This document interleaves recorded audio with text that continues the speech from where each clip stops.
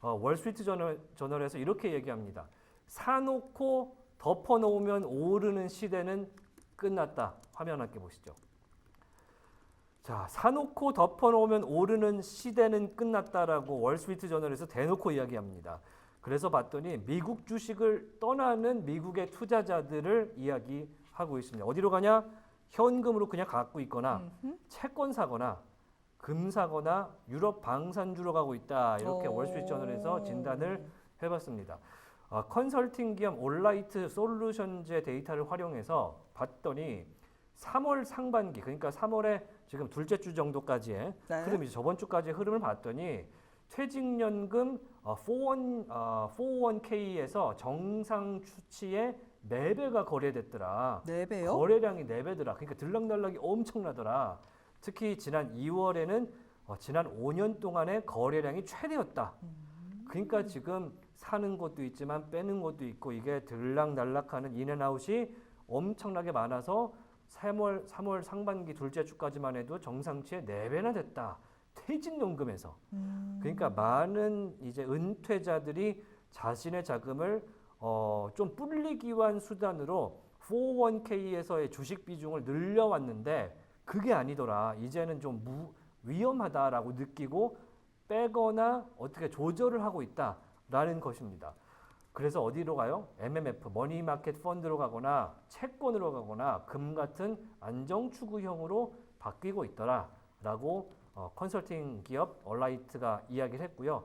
전미 개인투자자협회 저희가 가끔 인용해 드리는데 최근에 조사한 수치에서는 개인 투자자들의 갖고 있는 강세 전망 센티멘트 조사율이 2022년 9월 이후에 최저치라고 합니다.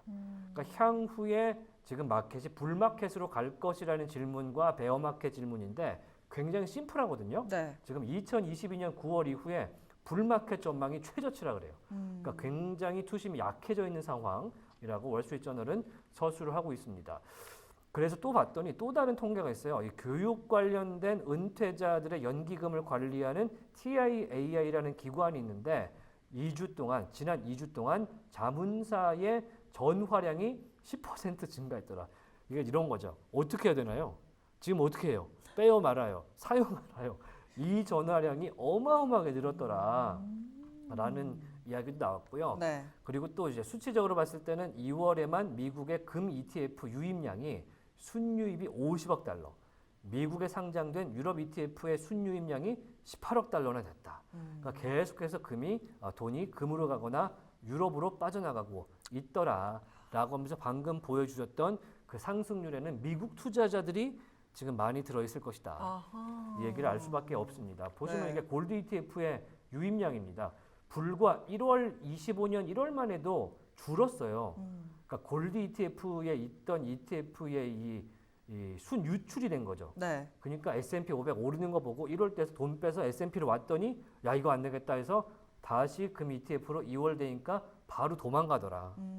그런 내용을 이 통계 자료를 보면서 볼 수가 있고요. 아까 이제 독일의 주가지수 닥스를 보여주셨는데 유로스톡스 600만 해도 8.5%고요. 코스피 8.8%, S&P 4%가 넘었죠. 네. 그리고 MSCI 차이나 ETF만 해도 22%. 그렇죠. 골드가 YTD가 15%예요. 그러니까 지금 시장 투심이 솔직히 객관적으로 봤을 때 과연 미장으로의 손이 선뜻 나가겠느냐 이런 얘기를 할 수밖에 없는 것이겠죠. 네, 또 블룸버그에서 그런 이야기도 했습니다. 롱 온리 자금, 그러니까 상승에 투자하는 자금이 지금 중국으로 가고 있대요. 네, 그런 이야기가 전해진 만큼 미국에서 이 자금을 빼서 나가다 보니 당연히 시장은 지금 하락세가 나올 수밖에 없는데 과연 이게 침체를 동반한 하락이냐 아니냐도 굉장히 관건이 될 것 같습니다. 그렇죠. 그러다 보니까 지금 모두들 다 지표 하나하나에 굉장히 예민하게 지금 반응을 하는 듯한 느낌이고요.